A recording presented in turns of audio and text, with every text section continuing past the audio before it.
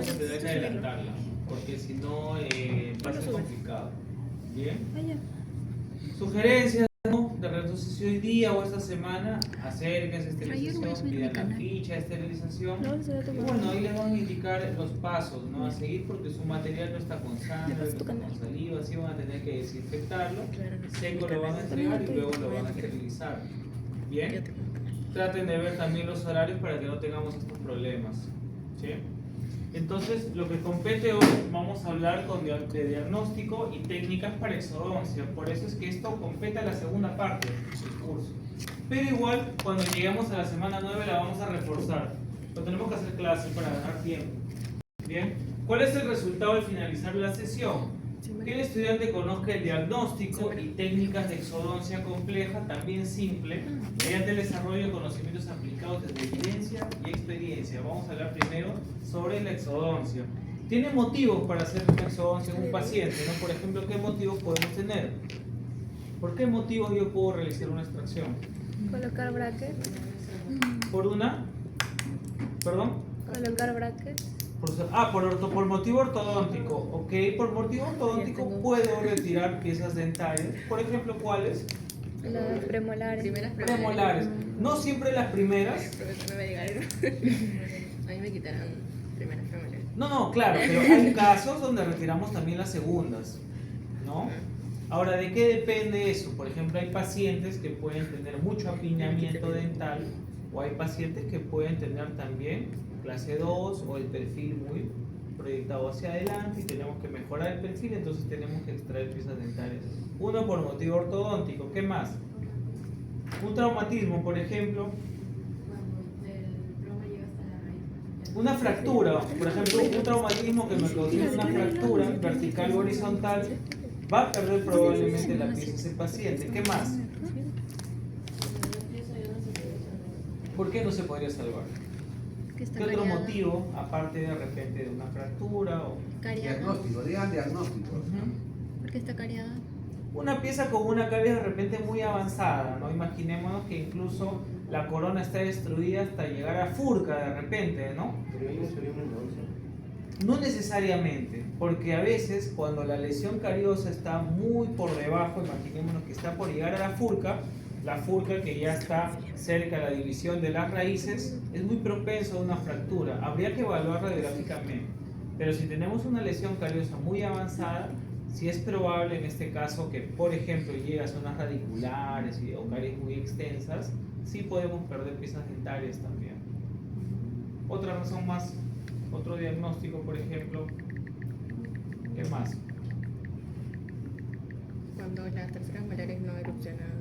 Terceras molares retenidas, impactadas, ¿no? Incluso podemos tener piezas dentarias en posición horizontal que a mi segunda molar la van a impactar en distal. Entonces pueden ocasionarme caries también. Y sale 2 por 1, ¿no? Sacar la 8 y sacar la 7 también. Puedes tener también inconvenientes con la erupción de las terceras molares. Bien, vamos a ver un poco sobre definiciones, indicaciones, contraindicaciones y un poco también nos vamos a adelantar con el instrumental. Esto igual lo vamos a reforzar más adelante, así que no se preocupen. Bien, hay que recordar, porque esto me imagino ya lo han visto en otros cursos, ¿no? Algunos componentes que van a estar adyacentes a la pieza dentaria.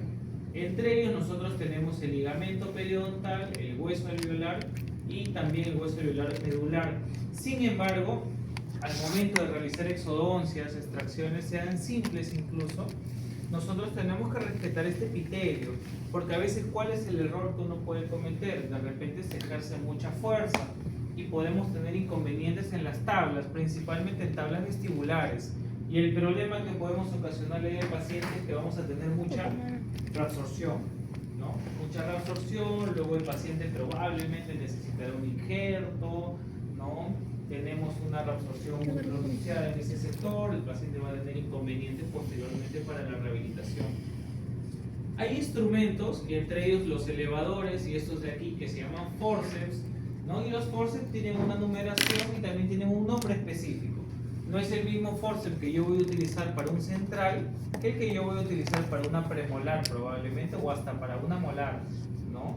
Van a variar no solamente en las valvas o las partes finales de los forceps, sino también en la angulación que puedan tener.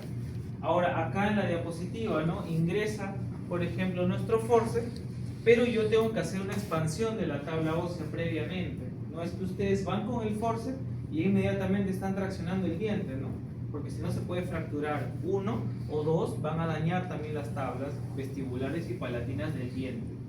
Para eso vamos a recordar brevemente algunas características tanto de maxila como de mandíbula, ¿no? Como sabemos, el maxilar no es móvil a diferencia de la mandíbula, pero vamos a tener sí una diferencia entre el hueso maxilar y mandibular, porque uno va a ser más compacto que el otro, y eso también va de la mano con las extracciones. Por ejemplo, a veces van a escuchar, ¿no? Las piezas dentales, por ejemplo, 1.8, 2.8 son un poco más sencillas de extraer por el tipo de hueso que tenemos en los maxilares. A veces en zonas mandibulares tenemos que desgastar un poco de tejido óseo. ¿Cómo se llama todo eso que realizamos, por ejemplo, lo que compete al desgaste del tejido óseo? ¿Cómo se llamaría para extraer una tercera molar o cualquier pieza dentaria que está retenida? Una osteotomía, ¿no? Desgastamos el tejido óseo, realizamos una osteotomía porque tenemos mucha retención y por lo tanto mi pieza dentaria no va a estar tan sencilla de poder extraer. Estructuras importantes en la maxila: el seno maxilar, piso de fosas nasales, ¿no? Hemos visto, si no me equivoco, creo que en la clase 3 o clase 2, algunos casos de yo puedo ocasionar accidentalmente una comunicación también, una comunicación bucosinusal, pacientes que han perdido muchos años piezas dentarias como la pieza 6, imaginémonos 1.6, 1.7, van a tener un grado de reabsorción mayor. Otro detalle a nivel de la mandíbula también que es importante, el nervio dentario y el nervio mentoniano. ¿Por qué? Ustedes siempre al momento de hacer una extracción, por ejemplo de tercera molar, tienen que tomar un examen auxiliar, ¿no? ¿Cuál tomarían, por ejemplo? ¿Qué examen de imágenes tomarían? Una panorámica, ¿no? Una panorámica. Sin embargo, si hay ocasiones donde el nervio dentario teóricamente está cerca o colindando con las raíces de esa tercera molar. Si bien es cierto, es una imagen 2D, pero ya nos anticipa que puede haber un riesgo con el paciente posterior a la extracción. Entonces, para mayor seguridad, nosotros incluso podríamos mandar una tomografía, ¿no? Esto incluso nos podría dar mayor información para que nosotros le digamos al paciente incluso qué tratamiento podemos realizar si es que tuviéramos algo bastante común, que es una parestesia, ¿no? Que ocurre cuando nosotros lesionamos ramas del dentario en una extracción y el paciente sigue anestesiado, no siente la lengua, no siente el mentón. El nervio mentoniano también, por eso en ocasiones cuando se trabajan implantes dentales es necesario hacer el estudio previo, ¿no? Para no lesionar nervios que estén en esa zona. La anestesia también hemos visto, ¿no? Anestesia infiltrativa en el fondo del surco y la anestesia palatina. Por otro lado, la anestesia trompular, que va a ir a nivel de la mandíbula. Habíamos visto técnica directa, indirecta, que ya lo vamos a ver en 2 semanas. La visibilidad, si bien es cierto, es buena, pero en este caso a nivel de la mandíbula siempre está limitada, ¿no? El paciente mueve un poco la lengua, entonces nosotros hemos visto que una extracción no lo trabajamos solos, ¿no? Es un trabajo en equipo donde nosotros vamos a trabajar con personal asistencial para que nos ayuden a mover los tejidos o a aspirar. Cuando se hace la aprehensión, que es en este caso con el forceps, mantenerlo directamente en el cuello de la pieza dentaria, nosotros tenemos que hacer un movimiento previo. Ahora vamos a ver los pasos. ¿Por qué? Imaginémonos acá. Nosotros a nivel del cuello del diente no hemos prensado nuestro forceps, ¿no? Está mucho más por el tercio cervical, no tercio medio, pero miren dónde está mi forceps. Entonces, ¿cuál es el problema ahí? Que al momento que ustedes hacen los movimientos para hacer la extracción, pueden dañar las tablas, ¿no? Miren acá, por ejemplo, la tabla vestibular está fracturada, no sé, prácticamente ya ustedes hasta con los dedos lo retiran porque está fracturado. Entonces no se trata de retirar un diente haciendo fuerza, ¿no? Hay movimientos específicos que son de acuerdo a la anatomía que tienen nuestros dientes, porque podemos ocasionar fracturas. Y como les dije, ¿no? El problema acá es que vamos a estimular un grado mayor de reabsorción, ¿sí? Y peor aún si el paciente va para un implante, ¿no? No se puede colocar ahí porque ustedes retiran toda esta zona, van a colocar el implante, ¿no? Colocan el implante y se ve todas las hebras del implante, ¿no? Entonces en algunas ocasiones, si el grado de reabsorción es mucha, se tendría que empezar a un injerto probablemente, luego del injerto hay que esperar también unos meses, luego de eso se vuelve a tomar en algunos casos una tomografía, se vuelve a medir el tejido óseo y se hace recién la inclusión del implante.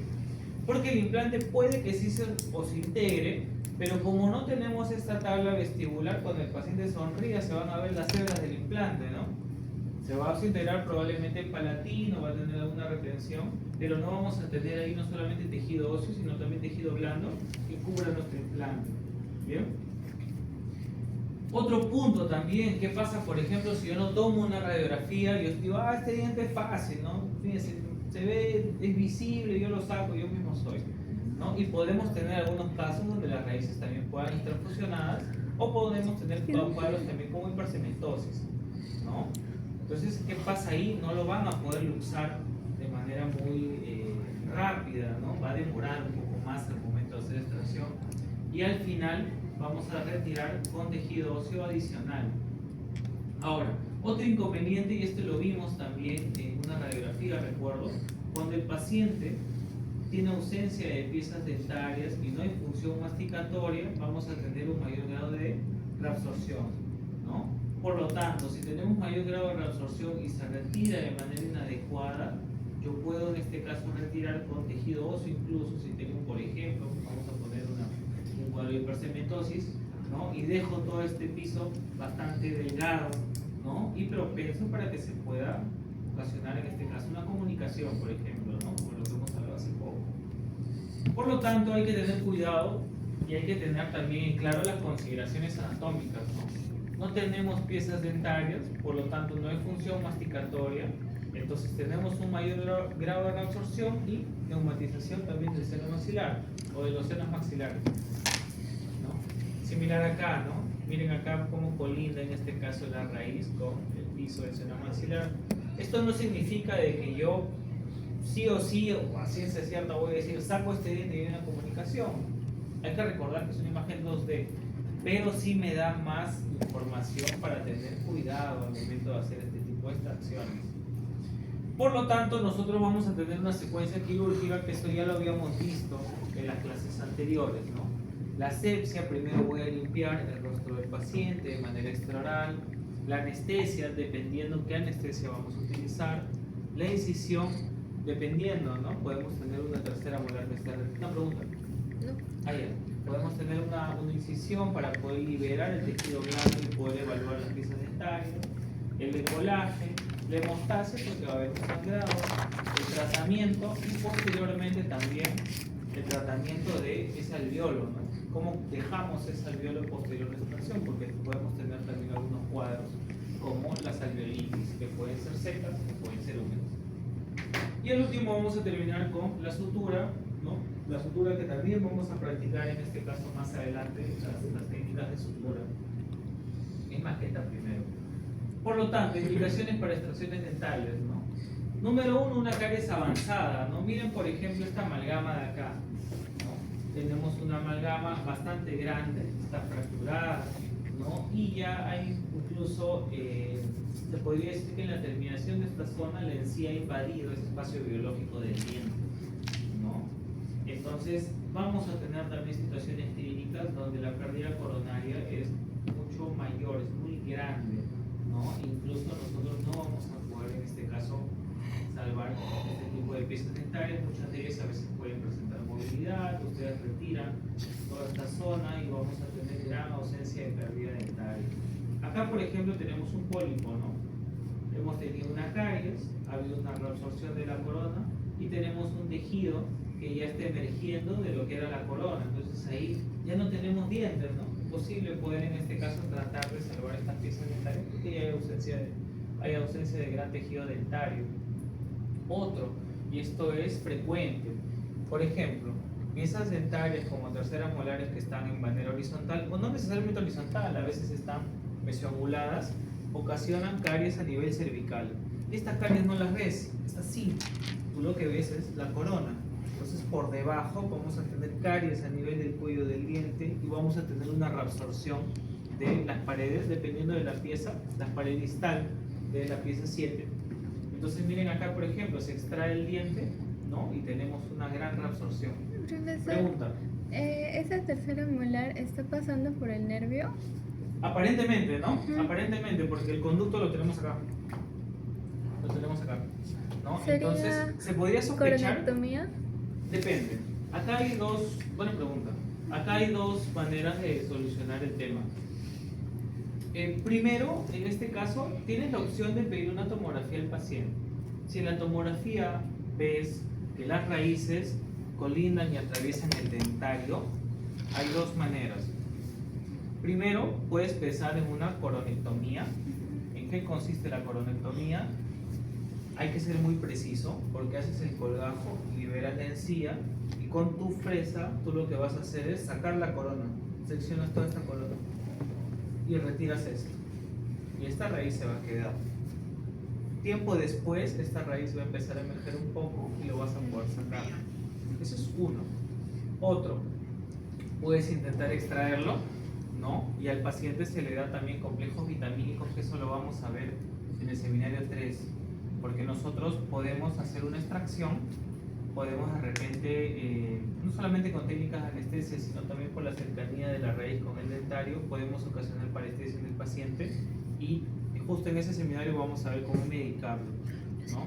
Porque el paciente ya se le avisa que hay un riesgo en la extracción, entonces inmediatamente, desde que tú has terminado de extraer el diente, hay una receta para eso. Igual les adelanto un poco, son complejos vitamínicos. En este caso, para cuadros de parestesia les va a ayudar bastante la vitamina B1, B6 y B12, entre otras. ¿Bien? ¿Por qué? Si por ejemplo, y es un error común, uno hace el colgajo, saca la encía, desgasta el diente, intenta sacarlo y gana un poco de movilidad, pero al final no lo sacas y tú dices, ok, voy a hacer una coronectomía porque no puedo sacarlo. Cortas la corona, sacas la corona y te queda la raíz. Pero en ese momento tú ya has hecho una luxación, o sea, ya has movido un poco ese diente. Y esta raíz va a tener un poco de movilidad. Entonces el cuerpo lo reconoce como un cuerpo extraño. Y con los años ahí se pueden formar quistes. Por eso es que si vas a hacer una coronectomía, haces la coronectomía y punto. Cortas la corona y esto no lo tocas. Pero si tú intentas sacar el diente, lo luxas, se mueve y dices, no, no puedo, voy a cortar la corona, no se puede sacar, ya esto lo has movido y el cuerpo lo reconoce como un cuerpo extraño y ahí ocurren los problemas después. O sea, la cirugía tú la tienes que programar, tú tienes que saber qué es lo que vas a hacer antes de tocar al paciente.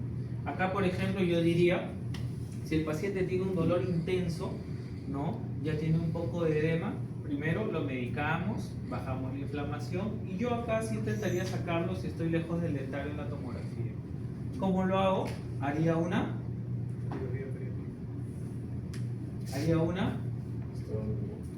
Ok, haces la osteotomía, retiras hueso y después, ¿qué podrías hacer?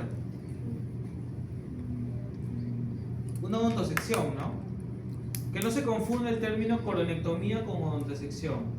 La coronectomía es el procedimiento mediante el cual tú sacas la corona y dejas la raíz. Listo. ¿Cuándo podría sacar esa raíz? Ya preparada. Ah, ya, buena pregunta. Tú puedes tomar una radiografía por lo menos después de unos 3 a 5 meses. Si en caso tú has hecho una coronectomía y has dejado la raíz, ¿no? Porque tú estás haciendo ese procedimiento porque hay un riesgo con el dentario. Entonces el objetivo tarde o temprano es sacarlo. Pero la otra opción sería, se me está viendo la idea. La otra opción es una odontosección. En la odontosección tú seccionas el diente para poder sacarlo. Acá también podrías hacer una odontosección si sacas la corona, retiras la corona y ahí has hecho una odontosección porque estás sacando la raíz. Pero si dejas la raíz es una coronectomía. ¿Sí? ¿Entendió? Listo. O sea, ¿puedes usar cualquiera de los dos casos? No. Si tú quieres dejar la raíz, hacerle el monitoreo al paciente y luego sacar la raíz después de un tiempo, haces específicamente una coronectomía. Si tú quieres sacar la pieza dentaria, cortas la corona, sacas la raíz y eso ya es una odontosección, porque el objetivo es sacar todo el diente en la misma cita. ¿Cuándo se usa uno y cuándo se usa otro? Depende. Si tú ves, por ejemplo, que acá la raíz está, a veces pasa que está enredada o ya está amarrada al dentario, yo preferiría cortar la corona y después de unos meses sacar la raíz. Pero si tú ves que hay cercanía, pero no está enredado el dentario, no está atravesando el dentario, haz toda la extracción y haz una odontosección y lo sacas. Por eso ustedes tienen que tomar las imágenes antes, porque hay pacientes que vienen a consulta y ni siquiera sabían que estaba cerca el dentario, ¿no? Y esos pacientes después de un año siguen con anestesia. O sea, ese es el inconveniente a veces. Sí. Y por eso también es importante el consentimiento, ¿no? El consentimiento informado. Si ustedes leen consentimiento y cirugía van a encontrar que estamos en esos términos. O incluso hemorragias también. ¿Por qué? ¿Qué puede pasar? Ustedes vienen con su fresa, se emocionan, siguen, ¿no? Y pueden lesionar también un vaso importante. Y pasa, yo recuerdo cuando estuve justo acompañando en este caso a un colega, no vamos a mencionar, un colega, y ya usábamos caretas. Entonces él estaba seccionando la corona, sigue seccionando la corona y en toda la careta nos salpicó así, ¡pah! Un montón de sangre, ¿no? Como te cortas una vena y todo huele así, ¿no? Y en ese momento había lesionado un vaso importante y por lo menos ahí nos hemos, bueno, sí, más o menos se invirtió media paquete de gasas, ¿no? Porque no paraba de sangrar. Y ahí tuvimos que utilizar otras medidas también, que eso lo vamos a ver en el escenario 3, porque podemos tener daños en vasos y daños en nervios también, ¿sí? Por eso es que también ustedes tienen que incluso, ahora tenemos la ventaja del RBG, uno empieza a seccionar la corona, tomas una radiografía y ves más o menos cuánto te está faltando, porque no se ve clínicamente siempre, ¿no? La zona está húmeda, está con sangre. Entonces el error a veces uno viene, quiere hacer la autosección, continúa y ahí ya dañas un vaso más importante. ¿Bien? O a veces puede pasar incluso, ¿no? Uno, imaginémonos que está acá en posición mesiongulada, uno quiere de repente desgastar hueso, corta un poco más la corona y a veces puedes lesionar por error también la pieza contigua, ¿no? Hay que tener cuidado ahí con eso. Bien, una caries dental avanzada. Miren acá, por ejemplo, ¿no? ¿Qué pasa con los pacientes cuando se hacen un tratamiento, por ejemplo, un tratamiento, vamos a poner de endodoncia? Ya a los pacientes se les eliminó el dolor. ¿Y cuál es el error? Que los pacientes a veces no regresan para la parte justamente de rehabilitación, ¿no? ¿Y qué pasa con eso? La endodoncia se contamina, el diente, en este caso sí, si bien es cierto, ha tenido caries, se ha limpiado, pero se puede volver a cariar, está más débil y es más propenso a que se fracture incluso, ¿no? Acá también igual, ¿no? Miren, tenemos un grave retorsión a nivel de la furca, entonces por lo tanto no vamos a poder rehabilitar estas piezas, ¿no? Son piezas que tienen un mal pronóstico. Ahora, también para que lo tengan en cuenta, ¿no? Piezas con endodoncia que ya no tienen corona, normalmente son un poco más complejas de extraer, ¿no? Acá ya no tenemos irrigación pulpar, tenemos un grado de anquilosis y siempre hay un poco de demora para poder extraer, a veces hay que desgastar un poco, seccionar de repente con una endosección y separar las raíces. Entonces siempre, no, la clave es que nunca digan esto es fácil, no se lo hago rápido, porque a veces lo fácil se complica, ¿no? Y peor si al paciente le han dicho eso, ¿no? Siempre todos los procedimientos traten de hacerlo con calma, con bastante criterio, programándose ya cómo es que van a hacer el paso a paso, ¿no? No hay que confiarnos mucho al momento de hacer un tratamiento. Destrucción dental avanzada, en este caso caries, ¿no? Que ya incluso tenemos un grado de reabsorción tan grande que al final tengo remanentes radiculares, ¿no? Tengo raigones, entonces necesito en este caso extraerlos cuando ya han perdido mucha proporción dentaria. Acá también, ¿no? Miren esta foto cruzal, ¿no? Miren el grado de, en este caso, de destrucción coronaria que tenemos. Y esto también, obviamente, es una vía de comunicación para que todas las bacterias se almacenen ahí, ¿no? Podemos tener una infección, el paciente probablemente puede ir con una fístula, vamos a tener piezas que están cariadas, entonces necesitamos ya realizar en este caso una extracción dental. Bien. Ahora, en este caso, si bien es cierto, acá hay un grado de reabsorción, si ustedes ven el tercio medio del diente, tenemos una reabsorción interna, ¿no? O en este caso también, acompañado de la reabsorción interna, tenemos una lesión apical, ¿no? Entonces son piezas dentarias que tienen un mal pronóstico para poder trabajar o poder recuperar. Piezas dentarias con compromiso pulpar depende, ¿no? Nosotros, si bien es cierto, cuando tenemos una caries bastante avanzada, bastante profunda, el objetivo siempre va a ser salvar el diente, tratar de que la pieza se pueda recuperar. Pero no todos los pacientes pueden costear de repente un tratamiento, como por ejemplo una endodoncia, un perno y una corona, es lo convencional. Por motivos económicos también se pueden tener, lamentablemente, en algunos lugares las piezas dentarias, ¿no? No es lo indicado, no es lo que queremos, pero lamentablemente algunas situaciones son así. Bien, por eso nosotros siempre hay que concientizar al paciente, ¿no? Porque hay un video bien interesante en YouTube que sale cuando, ¿qué pasa cuando pierdes un diente? Miren, pasa exactamente, bueno, falta el antagonista, pero acá el paciente ha perdido una molar, ¿no? Y se ha mesializado la pieza 7. ¿Y qué pasa con el antagonista? Se extruye también, ¿no? Y acá ya no hay espacio, ¿no? Miren todo el espacio que se ha cerrado acá. Porque otra opción práctica también sería verticalizar con ortodoncia y mesializar los dientes, ¿no? Así que el espacio se ha reducido. Pero por motivos económicos, lamentablemente, a veces también los pacientes se tienen que realizar extracciones, ¿no? Acá es un poco más de lo mismo, ¿no? Tratamientos de endodoncia que probablemente no están bien realizados, tenemos una infección acá a nivel del ápice, hay que hacer un retiro de esta corona, hay que hacer un retratamiento de endodoncia, volver a hacer la endodoncia. Entonces al final eso nos va a demandar volver a hacer el tratamiento, porque si la endodoncia falla, la primera endodoncia, podemos hacer un retratamiento de endodoncia. Acá también. Sí, Quería hacerle una pregunta, Pati. sí. Bueno, Ahí vemos. de la izquierda. Sí, dos Ya. puntos de la derecha. ¿A nivel qué pieza? Ahí tenemos la ¿Cuál es? 4.6, 4.7. ¿A qué nivel de la pieza? ¿4.6 o 4.5, 4.4? ¿Qué pieza? No, no, él tiene una pregunta. De la 4, 4.6. Ya, 4.6. Ya, ahora, ¿qué raíz? ¿Mesial y distal? Las mesiales. Sí, lo decía, porque tiene dos. Ah, porque tiene la mesial, acuérdate que la mesial tiene el vestíbulo, mesio vestibular y el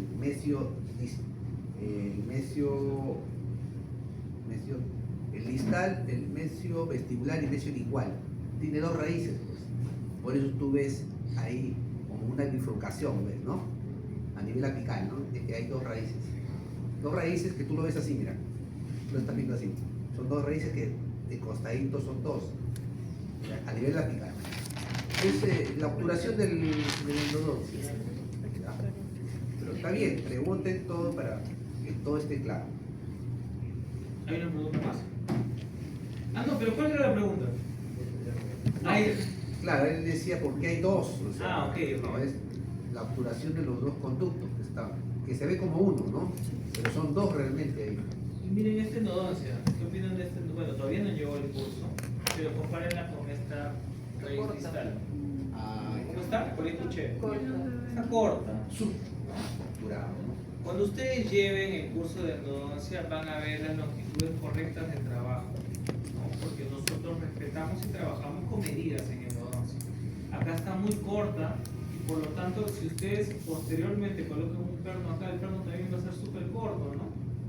Y si la pieza tiene infección, obviamente esa infección no va a remitir, es una infección que está bastante corta. ¿Qué ha podido pasar ahí? ¿Por qué lo han hecho corto? A ver, pensemos, ¿ah?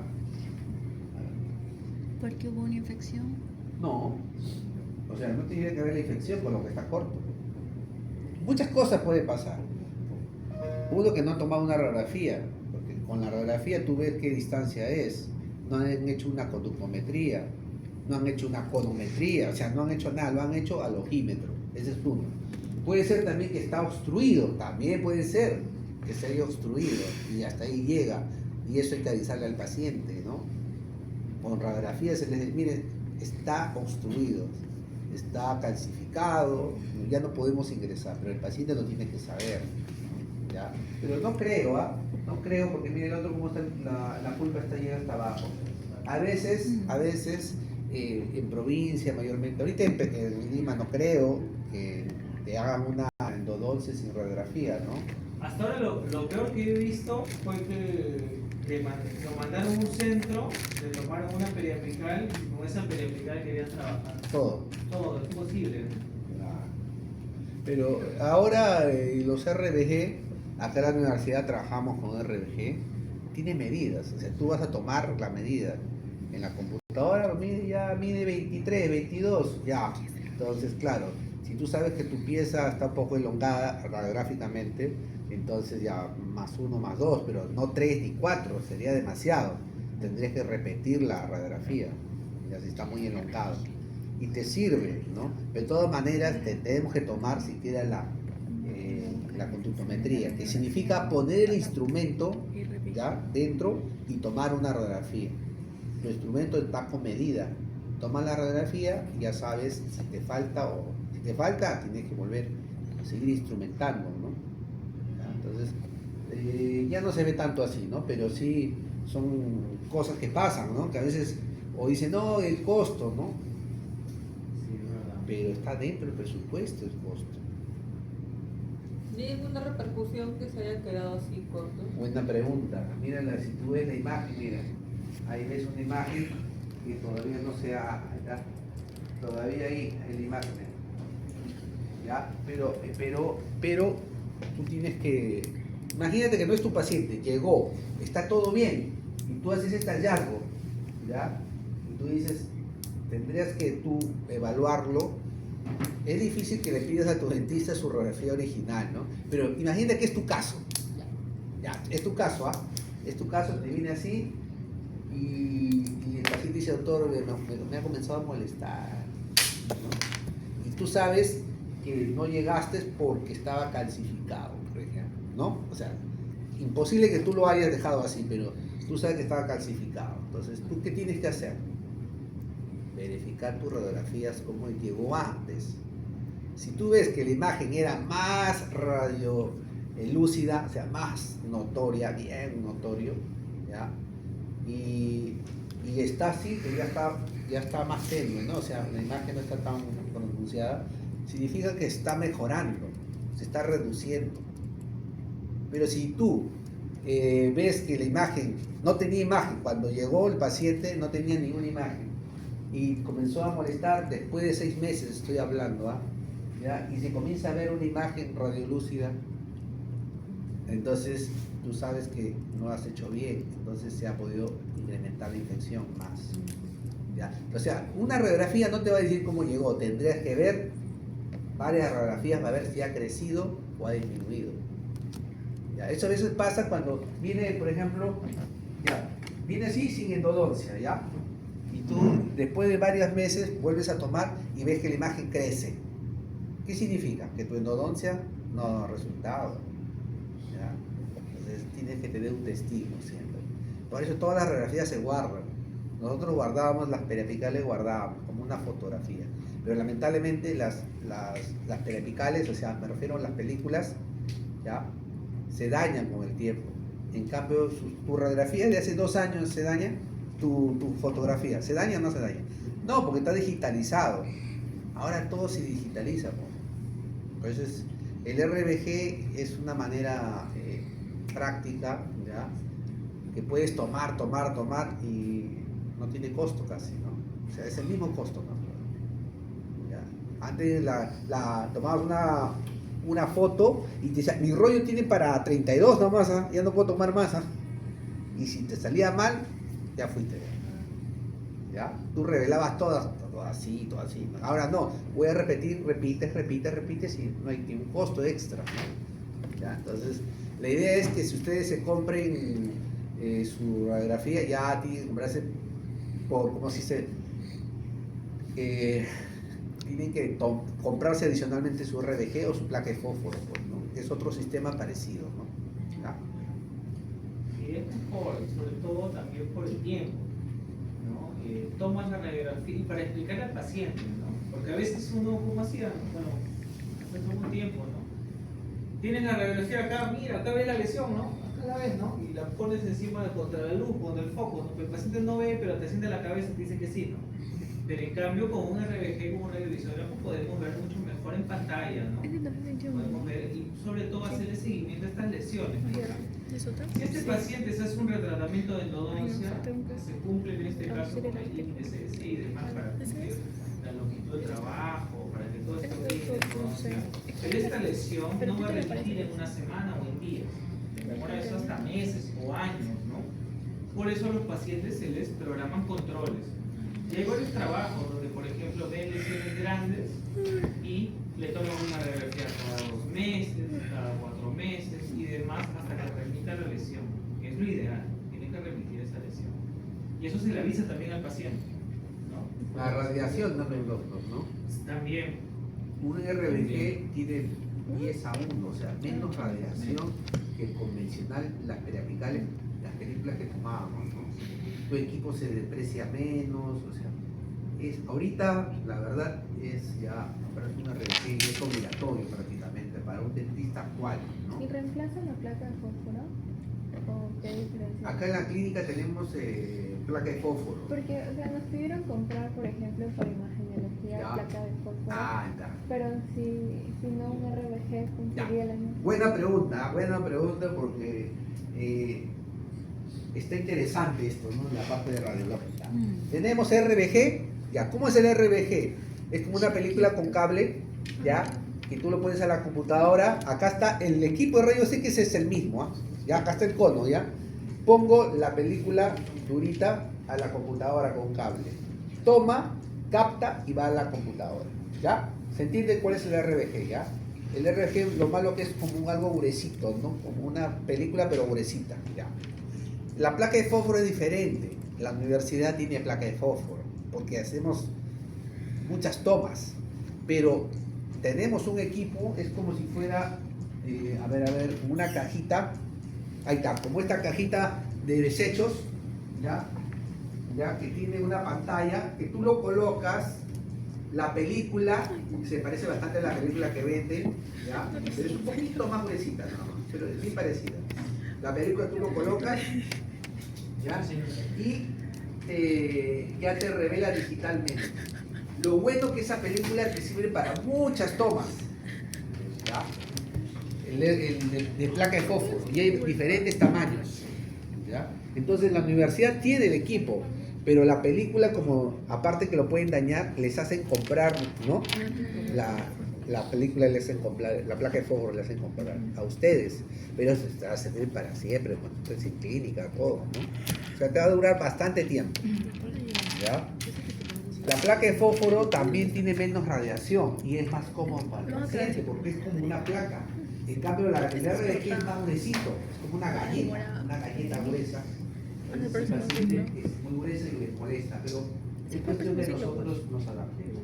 es más duro también, ¿no? La placa de Por fósforo. ejemplo, sinceramente, placa de No, fósforo. el RBG es más duro. Por ejemplo, yo uso RBG, pero placa de fósforo. Pero de cada 2 no, meses, no creo que digo. utilizaba. Claro. Un mes. La universidad tiene, doctor, clínica, todos van a tener que comprarse su placa de fósforo. Y bueno, en pregrado nos enseñaron con los líquidos, ¿no? Los clásicos. Claro, ya no van a revelar. También revelan. También revelado. Pero ese es borroso, porque dice, doctor, lo quemé. Doctor, se llama. O mucho, o el líquido estaba muy cargado, muy puro, y aparte el olor te daña, te salpica un poquito y te quema toda la ropa, ¿no? Se le ha pasado. Ahí El está. RBG es así. Tiene el sistema que va en 3 tamaños, ¿no? Va en 3 tamaños y tiene medidas para niños y también para adultos, ¿no? Son más rígidas, sí, y toman la placa, obviamente esto se protege con unas bolsitas, lo protegen para que esté en boca, ¿no? Toman la radiografía y automáticamente esto aparece en la pantalla. Entonces, eso es más incluso didáctico para el paciente, ¿no? Para poder explicar. Placa de fósforo sí hasta el momento no usado, pero RBG sí, incluso te da la ventaja de hacer contrastes, ¿no? Puedes hacer algunos cambios. Pon ahí, de color. doctor, RBG para ¿Placa de fósforo? Ya, placa de fósforo, perdón. Vamos a hacer placa de La fósforo. universidad tiene placa de fósforo. ¿Ah? ¿Cuál es más? Buena pregunta. ¿Cuál es más barato, la placa de fósforo o el RBG? El RBG. No. Hay un error. Lo que pasa es que la universidad tiene el equipo. Ustedes le están haciendo comprar solamente tu plaquita, nada más. Yo le decía por Claro, pero para sí, a usted le han hecho comprar la plaquita. ¿Cuánto está? Soles. Ya, pero la universidad tiene el equipo. Eso es lo que cuesta más. Esa caja que yo digo así, pareciera esta O sea, caja después roja, de de tamaño, 160 ya. ¿ya? Ustedes su placa de fósforo lo colocan No llega a la máquina y la máquina te lo revela. Lo que Yo cuesta sé es esto. Investigo. No. Por eso la pregunta de su compañera, ¿cuál es más caro, doctor? ¿El RBG o la placa de fósforo? La placa de fósforo es más caro porque eso cuesta. A usted le están haciendo comprar solamente su plaquita, nada más. Entonces solo nos hace comprar la placa de fósforo porque no tiene el equipo. Sí. ¿Y el Dice, equipo doctor, voy a cuánto tomar en mi consultorio, voy a El tomar. equipo No sería pueden, muy pues, caro. porque no tienen cómo revelar. ¿Me entiendes? El equipo no. 175 soles A una. ustedes están haciendo comprar solamente su placa porque eso, si ustedes no lo usan bien, se maltrata. Porque dijeron que lo traían de dónde? Sí, pues acá lo van a revelar. Importado. Era importante. También tiene su panorámico también la Sí, una universidad. maravilla. Ahora su tomo Hoy no no sé hay si comprado tiene acá, pero el sur sí tiene tomografía. Sí. Sí. Acá creo que sí hay. Voy a preguntar bien. Ustedes entren y pregunten ahí, hay un técnico ya muy así, pero tiene que ir con uniforme. No, Pueden ir ¿qué? con uniforme y preguntar. ¿Y va a poner Pero más? tiene que ir con uniforme, no pueden pasar. ¿Ya? Pero no se preocupen, que el día de que van a preguntar especialización, pregunten, ahí está, permanentemente hay un técnico muy bueno que les va a ayudar, le va a estar a entrar, ahí está la computadora, todo. Ustedes ven, toman y ven, ah ya, salió bien, perfecto. Ya. ¿Cuánto cuesta el equipo? Vaya, el equipo, ¿cuánto está? El RBG hay de varios precios, de varias calidades, desde 3.000 soles hasta 6.000 soles, 10.000 soles. El RBG, o sea, es más barato. Solo el RBGA. Sí, Sin el el RBG. dispositivo para aplicar. El RBG es el dispositivo que va a la computadora, acuérdense. Solo el ¿Cuánto cable. está? Solamente ese Y cable. la placa. Y la placa que está ahí. 10.000 soles. Porque la computadora todos los tiene. El rayo X se supone que lo 10.000. tienes. Acuérdate, que el rayo X. No, ¿cuánto Ese es otro precio 10.000 aparte. soles. No, ese es otro precio. Tres Ya. mil soles. Y el doctor, ¿y cuánto está la placa de fósforo? Vale de 10.000 a 20.000 soles. Cuesta más. ¿Ya? Yo tengo el RBG. Ahora, la placa de fósforo también me quiero comprar, pero lo malo de la placa de fósforo no es portátil. Ah, Esa caja tienes que llevarlo a diferentes sitios. En cambio, el RBG lo llevas y en todo lugar lo conectas a tu computadora y tomas. Más práctico, ¿no? ¿Ya? Sí, es más práctico y sobre todo el tiempo, ¿no? Sí. Y ahorras un montón de tiempo.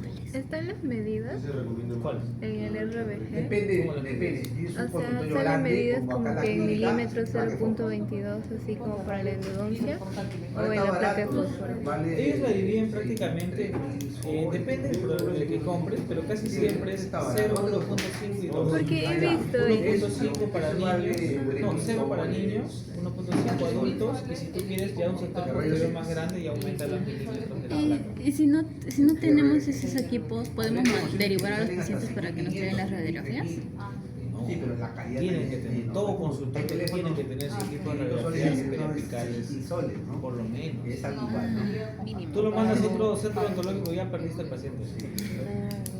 Y acá en Perú peor todavía. Ay, Dios. Un panorámico sí. Normalmente se puede mandar a un centro radiológico, pero todo consultorio clínico, por lo menos un equipo periapical para tomar placas, si no, ¿cómo diagnosticas? A ver, un cherry. ¿Qué van a hacer por el Día de la Madre el 15? el ¿Cuál era jueves la y mañana? viernes. Yo no tengo madre. ¿Cuál viernes No que tiene no Esta semana. Sí tengo, No, la pero otra. estoy de viaje. Todavía está en nivel. Jueves 8 y viernes 9. El colegio odontológico está haciendo papá no me quiere. congreso. ¿Ya? Bueno, voy a exponer. Si gusta, va. Hay 2 días, full expositores, son como 20 ¿El expositores. 8 o el 9? El 8 y el 9. Exponen Yo los voy dos a días. exponer, creo que voy a exponer el viernes. Sí. No, like. Voy a exponer el viernes ¿Lo 9. vas a subir a YouTube? Todavía no. Claro, yo siempre lo subo. De dientes tratados endodónicamente.